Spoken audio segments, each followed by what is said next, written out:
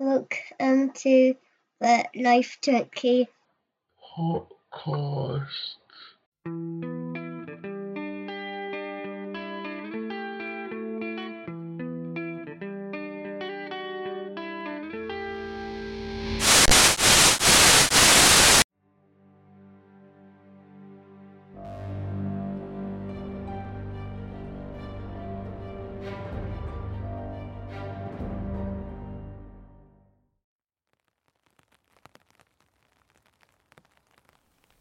To attend one's own funeral and still be alive is something very few people are able to do. As he stood there in the rain, laying witness to the apparent end of his days, he began to realize that from here there was no going back. From his secluded spot, he could see 4 solitary figures, dressed in black, standing 2 abreast, their heads bowed. A priest, standing by the headstone, was hastily working his way through the necessary prayers and verses.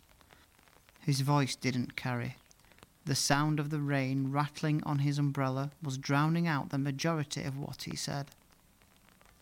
He heard a few muttered amens, and then it was over. No flags, no guns fired ceremoniously into the sky, not even a cry or a shrill from an inconsolable guest. Just a tame, quiet, and poorly attended event that to most people would seem that a very lonely and unimportant person had recently passed. The vicar made the sign of the cross and set off back along the path towards the church, passing a gravedigger who had been sat waiting patiently. He quickly moved in to begin returning the earth to its previous form. It was just another day and another hole for him. As he got to work, he noticed a man stood a safe distance away, seemingly still paying his respects. The shadow of the umbrella hid his features quite well, but he did notice 2 piercing blue eyes staring out towards him. For a split second they locked eyes, and then the mysterious figure turned and headed into the distance. The taxi was waiting at the cemetery gate, the engine idly ticking over. He ditched the umbrella, opened the rear door and climbed inside.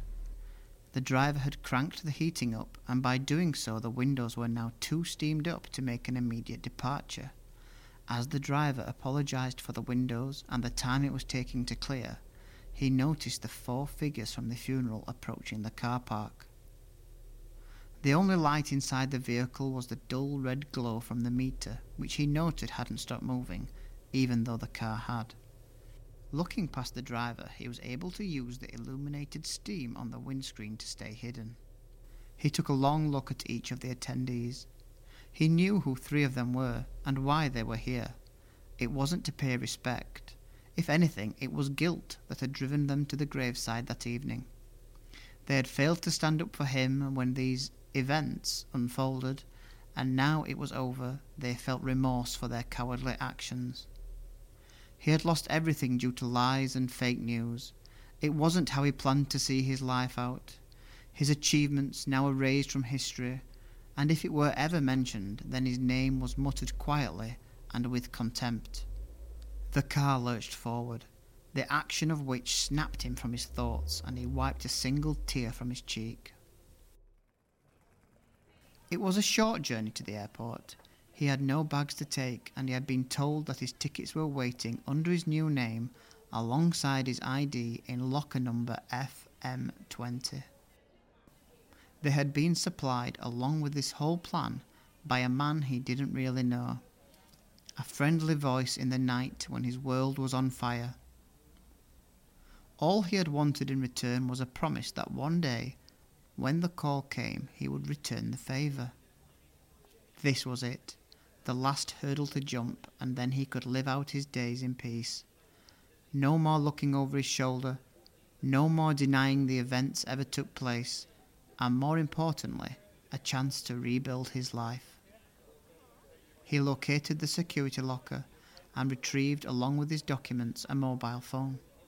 He quickly glanced inside the passport and found the name looking up at him, Abel Basti. He grinned at the reference and approached the check-in desk. The young girl smiled a genuine smile and beckoned for his papers. She checked the photo and asked him to remove his hat. As he lifted the cap from his head, he suddenly realised his heart was beating faster than it should be for a man of his advanced years. His now dyed brown hair matched the newly coloured beard, and he flashed a nervous smile towards the airport security officer who was stood nearby. The next sound he heard was the ink stamp landing on his passport, and the young lady wishing him safe travel. She had never heard of his final destination, and as he walked by she said, "Sir, where exactly is that?" He looked back, holding his ticket up, and said, "This place. It's the end of the world, my dear. The end of the world."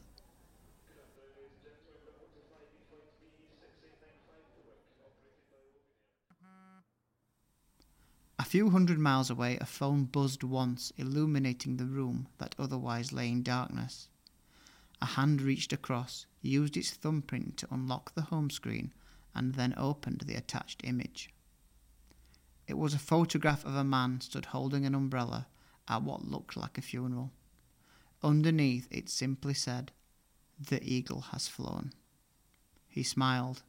A plan that had been long in the making was nearly at the end of stage one. He found the audio recording on his phone, attached it to his message, and sent it.